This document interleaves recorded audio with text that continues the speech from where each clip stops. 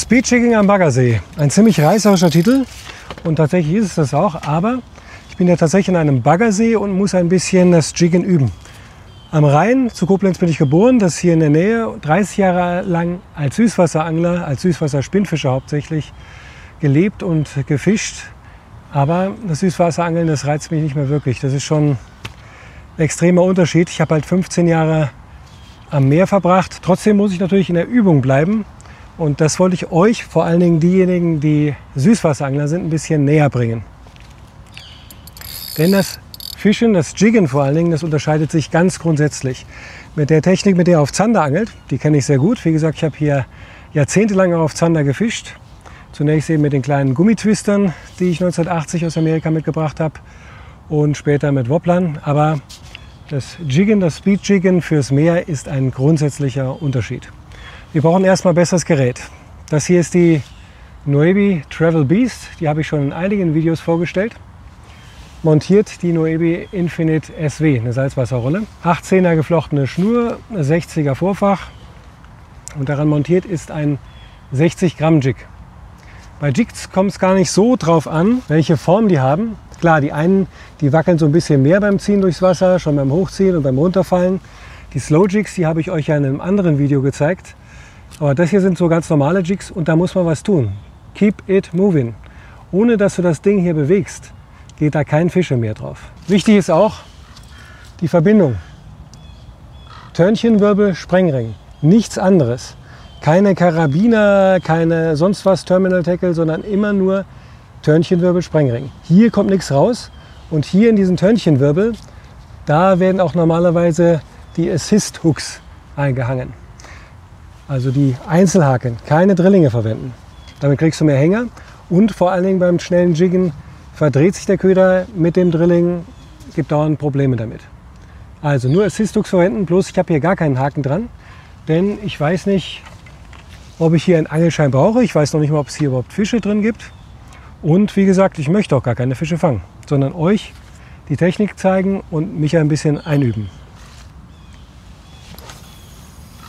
So weit wie möglich auswerfen, Rolle nach dem Auftreffen zu, sofern man nicht die maximale Reichweite braucht und fühlen, was passiert.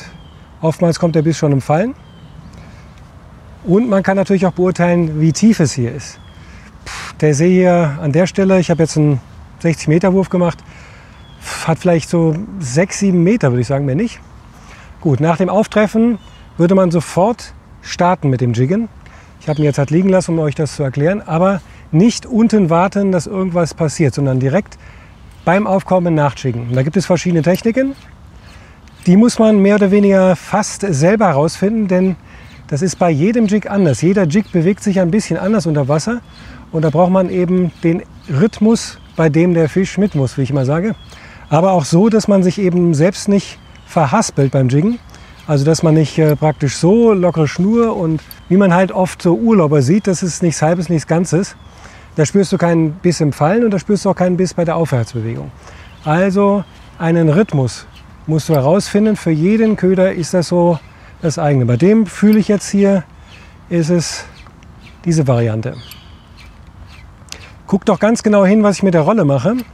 Denn bei der Aufwärtsbewegung kicke ich den Köder noch mal zusätzlich nach. Es ist nicht nur die Spitze, sondern eben auch die Rollenbewegung. Er kickt den Köder richtig hoch und es muss eine Geschwindigkeit sein, die über der Reaktionsgeschwindigkeit vom Fisch ist, vom Raubfisch ist. Denn das triggert den, wenn er das Gefühl hat, oh, den kriege ich nicht. Das ist ein Spiel, worauf er einsteigt. Du musst beim Jiggen so ein bisschen ans Jojo-Spielen denken. Eine kräftige Aufwärtsbewegung und dann halt ein bisschen langsamer runter. So ist generell das Jiggen, bloß beim Speed-Jigging das Ganze eben noch ein bisschen schneller. Manch einer denkt sich vielleicht, was soll denn diese Bewegung überhaupt? Das ist doch vollkommen unnatürlich. Und auch ich habe das gedacht, als ich eben vom Süßwasser, vom Rhein ans Meer kam und die Welt nicht verstanden habe. Was soll dieses hektische Hochhüpfen? Weil wir denken halt an Hecht oder an Zander, der sich langsam heranschleicht an eine Beute, die sie ihn vielleicht nicht bemerkt hat und dann zupackt. Aber im Meer bedeutet das für einen Räuber, ein Fisch, der gemächlich daher schwimmt, in der Regel, zumindest tagsüber, dem fehlt nichts. Und wenn er den angreift, dann ist die Wahrscheinlichkeit groß, dass er dann wirklich einen Schuss macht und weg ist er. Aber eine Sardine oder eine Makrele zum Beispiel, die ins Wasser gefallen ist, zum Beispiel weil sie euch vom Haken gefallen ist oder weil ihr schwimmen gelassen habt, die wird total hysterisch, wenn sie so ein bisschen verletzt ist. Die zuckt wie blöde hin und her, weil sie einfach weiß, oh, ich habe keine Kraft mehr, ich bin angeschlagen, das ist mein Todesurteil. Und deswegen versucht sie zuckend da wegzukommen. Und für den Raubfisch oder für die Raubfische ist das Signal, der Trigger, damit sie eben den Fisch angreifen. Und den greifen sie dann so schnell wie möglich an, weil jeder andere Raubfisch in der Umgebung, der hat das auch gesehen und der will natürlich auch diese angeschlagene Beute haben. Und deswegen ist dieses hektische Hinterherjagen. Also zum einen ist es natürlich bei manchen Sachen ein Spiel, aber dann eben auch dieses Spiel angelehnt an diesen Impuls, eine angeschlagene Beute, die da hin und her zuckt. Die Handschuhe, die braucht man übrigens, um seine Fingerchen zu schützen, denn dieses Wurfgewicht bzw. die Gewichte der Jigs, die ziehen ganz gewaltig an der Schnur. Auch ganz wichtig, die Bremse ziemlich fest anziehen, damit die Schnur eben nicht beim Werfen durch die Anspannung durch die Finger rutscht und eben schon gar nicht über den nackten Finger rutscht. Dafür brauchst du die Handschuhe.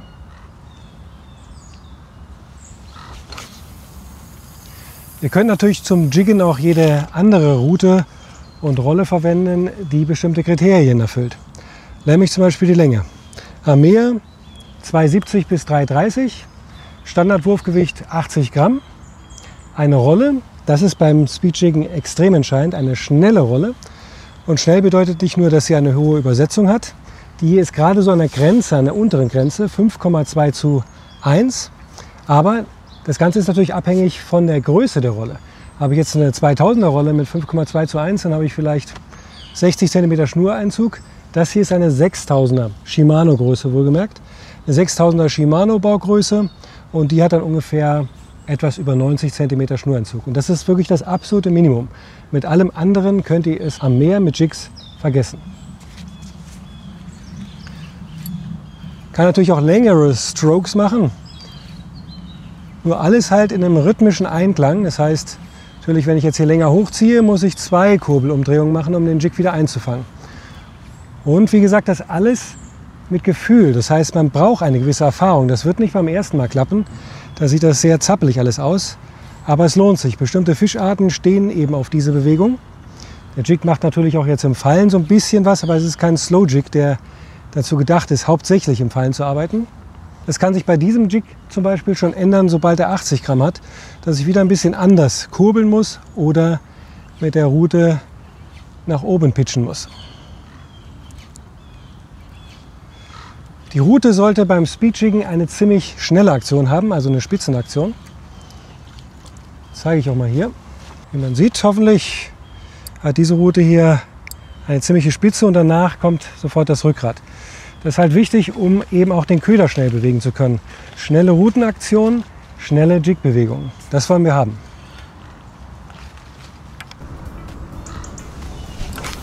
Wie gesagt, bei solchen geringen Tiefen kann man die Rolle sofort schließen.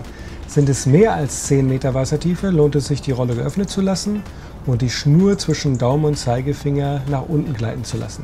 In der Absinkphase kann immer ein Biss erfolgen, daher volle Konzentration, falls ein Fisch zupackt und man sofort die Rolle schließen muss. Der Jig wird durch 2 Kräfte nach oben bewegt, wie man hier sieht. Einmal durch den Twitch der Rolle und dann durch die Federkraft der Rutenspitze. Beides passend zum Gewicht und dem Wasserwiderstand des Jigs. Zu viel oder zu wenig Wurfgewicht, zu hart oder zu weich und schon wird es schwierig, den richtigen Rhythmus zu finden. Hier zeige ich eine längere Aufwärtsbewegung des Jigs, dementsprechend muss ich mit der Rolle auch mehr nachkurbeln im Fallen. Der Jig muss ohne Widerstand frei fallen können, gleichzeitig darf aber auch kein Schnurbogen entstehen. Eine Technik, die sich nur durch Übung und Erfahrung meistern lässt. Wie man sieht, ist das Speedjiggen eine ganz schön anstrengende Angelegenheit. Das heißt, besonders wenn man eben diese Geschwindigkeit drauf hat, die spricht aber in erster Linie besonders Bonitos an, Amberjacks. Da kann es im Prinzip nicht schnell genug sein, da könnte man noch übertreiben. Alles, was die Rolle auch hergibt, und diese gibt leider nicht mehr. Vielleicht schon zu langsam für Amberjacks. Wem diese Bewegung aus dem Unterarm zu anstrengend wird, weil man sieht ja, ich hebel im Prinzip die ganze Zeit aus der Schulter mit dem Unterarm, der kann auch die Rute notfalls hier einklemmen unter der Achsel. Allerdings merkt man jetzt schon, das ist nicht mehr das Gefühl.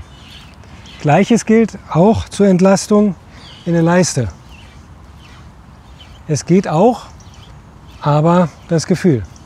Natürlich hat man hier bei dieser Technik das Problem, wenn der Fisch jetzt beißt, muss man sofort reagieren und auch entsprechend Kraft haben, um den Anschlag zu setzen und dann halt überzugehen und eine Leiste aufzustützen, den Fisch zu drillen. Versucht es mal. Selbst wenn nichts beißt, eine schöne Sportart. Ich werde auch einige Würfe noch hier weitermachen.